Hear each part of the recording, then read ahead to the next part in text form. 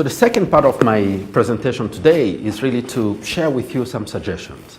I really wished I was there again, as I said at the beginning.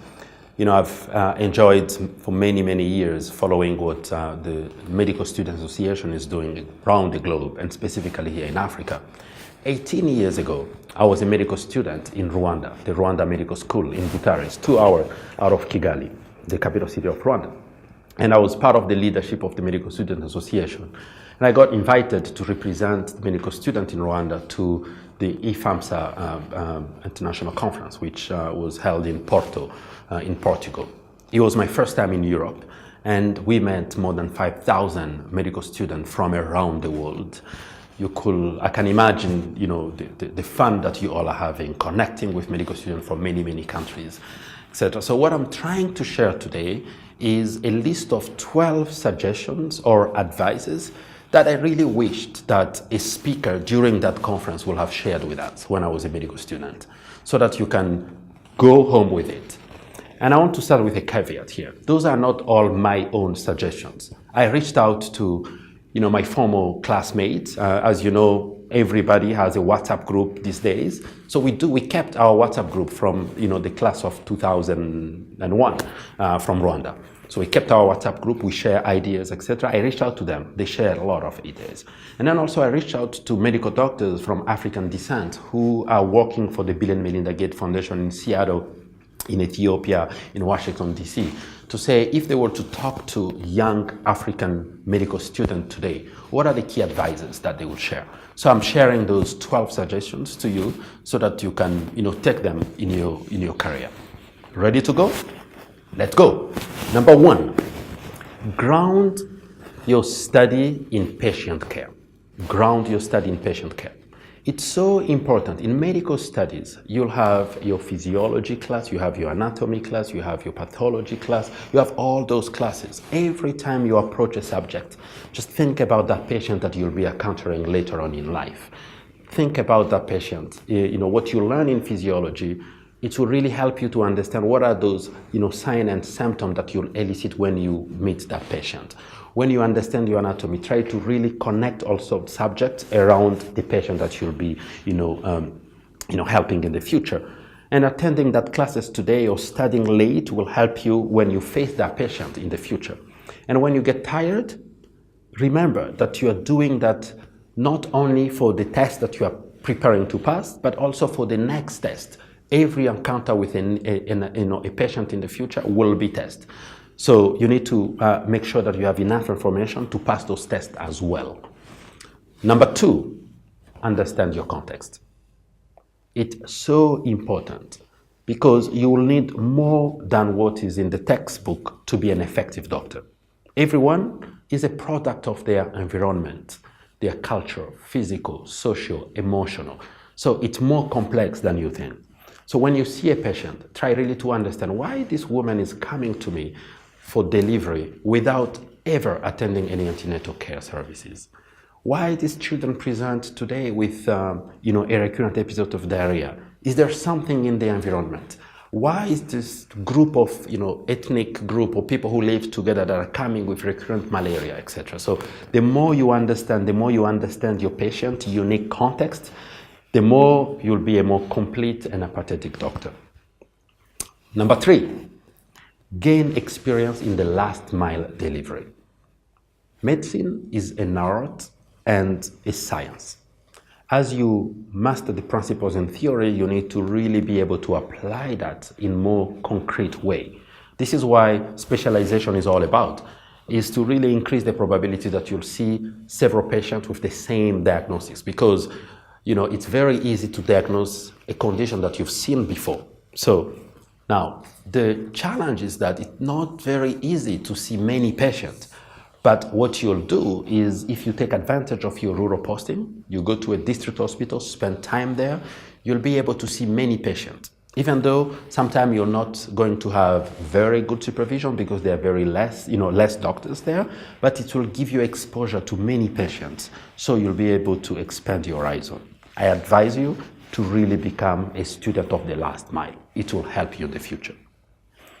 Number 4, become an informed consumer of the literature. You know, we talked about medicine being an art. Now let's talk about the science. It's so important to develop an habit of reading research papers. Join a journal club where you can go to research, etc. Try to read at least one scientific paper a week. You know, when we were at the medical student, my former medical student will know this, we were part of what we were calling EQDIV. It was called the Équipe du Vendredi in French. So we were going out every Friday after an exam, etc., to just have fun with friends, etc. So I made a commitment to myself that every Friday I will deserve going out if I was able to read the one research paper. And that helped me a lot. The Lancet Journal is published every Friday. Take that as a commitment. Read the paper every week. It will really help and shape your career. And when you read the paper, really try to understand what is the problem that they are addressing, and then how they address that problem. What is the methodology that they use to really try to understand the research much better. And then last but not least, try really to understand what are the implications for clinical practices, what are the implications for public health practices. That will help you. And in extent possible, try to join a faculty member who's carrying out the research, be an interviewer. And it's an invaluable skill that will really help you in your career in the global health future. Number 5, make the patient the center of your practice. This is so critical. Listen attentively to the patient every time a patient comes to you. That patient knows exactly why he's coming or she's coming to see you. Try really to listen very, very respectfully. A good medical doctor needs to be a very good communicator in all aspects. And communication should be marked by friendliness, empathy, and respect. When you show those, the patient will talk to you. They will even share with you something that they even refrained to share when they were coming into your office. But when they see that you are an empathetic doctor, they'll be able to share with you, and it will really help you. And the best doctor is both a doctor who's using his head. It means that you are applying every knowledge that you know, and also with your heart. You are really giving with empathy. Number 6, commit to a life of continuous learning.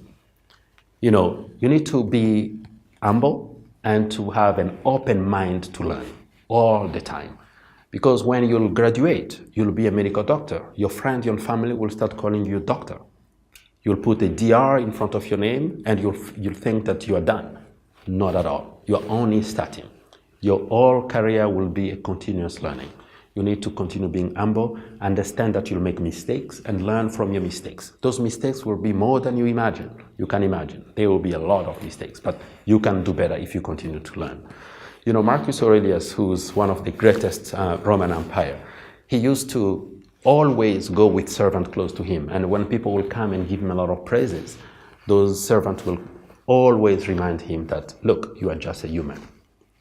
That help him to be really, really very humble. I advise you to become a student of a lot of, humble, and have that, same mindset. Number 7, find your North Star. This is so important. So why being a medical doctor is so important to you? Why do you want to be a medical doctor? Why the reason that drove you into this career will really help you to always, it will give you roots to be grounded and give you wings to fly.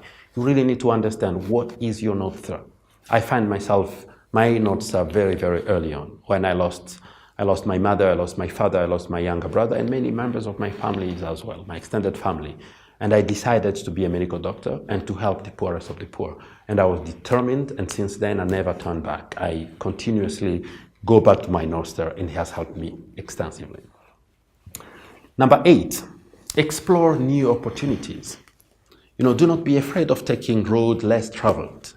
Many of you will go to become gynecologists, pediatricians and surgeons, etc. But some of you will find more fulfillment in interventional radiology, for example, in anesthesia, public health, and some of you will even be much happier after gaining an additional degree outside of medicine, a master's in business administration, for example, or adding economy into your practice so that you can really be a very good health economist, for example, etc. You won't know until you try it. So try different things. Go, to community outreach. Attend conferences like this. Join community of practices online. Learn, and travel for an elective. Volunteer for a study to try really new things. That will be really great. But important, stay focused. When you embrace something, stay focused and try really to move that forward. Number 9, cultivate relationship with a mentor. It's so important to have a mentor. So we have many professors in our life who teach us a lot of content, but a mentor will show you the way. You need to find that person who's showing you the way, so that as you get your way, you can go back and really understand what kind of content you need. So I'll advise that you appreciate that gives you the content, but you seek out those who show you the way. That will be really important. And as you grow in your career, be a mentor to the younger ones too, as well. So important. Number 10, be the change you seek. So you and the healthcare system enjoy a symbiotic relationship. It depends on you, individually and collectively, to flourish. And you depend on it to achieve your life goal. So be sure to look beyond just the application of your clinical skills. Understand early that good clinical skills alone are not enough if the system is broken. And who make the system? I'll repeat it. It's you, individually and collectively. So the small thing that you do individually, if enough you do it, the result is a multiplier effect and the system will work much better. So as a medical doctor, when you are using any consumable in the hospital, you need to really understand, how can I use this efficiently to make sure? And as a medical doctor working in an hospital or working in any setting, if there are working groups and committees, you really need to understand that to contribute and participate, be part of that system. It's so, so important. Now, the last 2 that I'm going to share are about attitude and mindset, but they are extremely important. So number 11, keep your integrity. That's so important. As a medical doctor, you really need to keep your integrity. And, when you are a person of integrity, you will succeed. You succeed is not a doubt. You are here because you are hardworking and you've been doing a lot of work to get here. Your success is not a question. It's just a matter of time. But what kind of person are you going to be? What kind of doctor are you going to be? Are you going to be the kind of doctor that your colleague will want to do business with? Are you going to be the kind of doctor that your colleague will recommend for a job, saying that I know this person, I trust that person can do a job? Are you going to be a doctor that your colleague will send their patient, send their family members to you to take care of them? That's so important. So the last one, which is not least, be thankful. Number 12, be very thankful. The majority of us here, we're from Africa. We know that for every achievement you have, many people tried, but they did not reach those heights. So be thankful and remain positive. As you know, people are drawn to those that have a spirit of thankfulness and positive spirit. It's positive energy. Always be positive, always be thankful, and remember, I'll go back to number 11 to close, keep your integrity and you'll go far. Thank you very much for listening. I think these are not commandments, these are all suggestions that your brothers and sisters shared with you, and I thank them very much, and I wish you all the best for this conference, and I wish you a wonderful career. Thank you very much.